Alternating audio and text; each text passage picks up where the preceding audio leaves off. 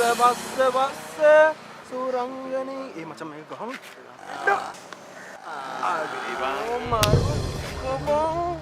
මරුනේ මොනවද බලන්නේ බයි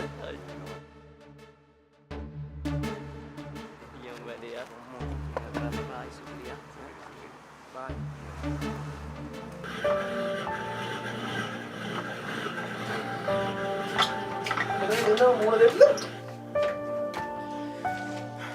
ක්ලාස් එකේ කොල්ල කට්ටියක් හැමදාම මනම් කියනවලු. එහෙනම් ක්ලාස් යන්න බෑ කියලා අඬනවා. දැන් මොනවද උන් කියන්නේ?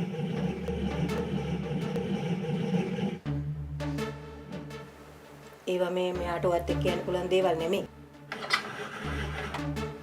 පස්ස ලොකුයි, පපුව ලොකුයි ගග අනම්මනම් කියනවා. ඕවා කියන එක තමයි බලන් ඉන්නේ.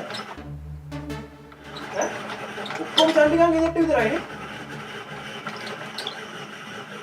හරි ඉන්නවකෝ පිටම ක්ලාස් එකට එන්න.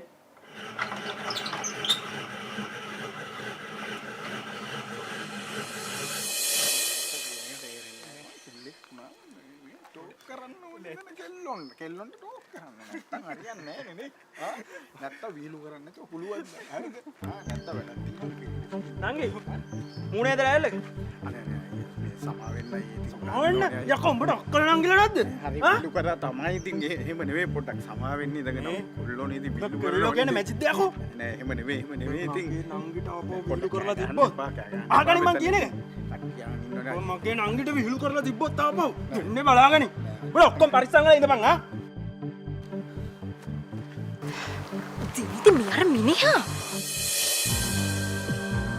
අර මට ඊ ජරා කතා කිව්වේ බෝලෙනොත් ගැහුවා අසහනකාරයෙක්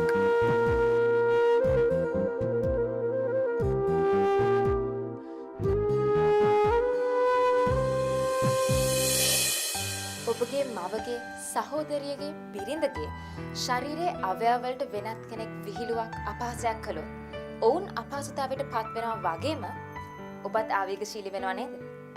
ඔබට දැනෙන ඒ හැඟීම ඔබ නිසා වෙනත් කෙනෙකුට නොවෙන්න වග බලා ගන්න.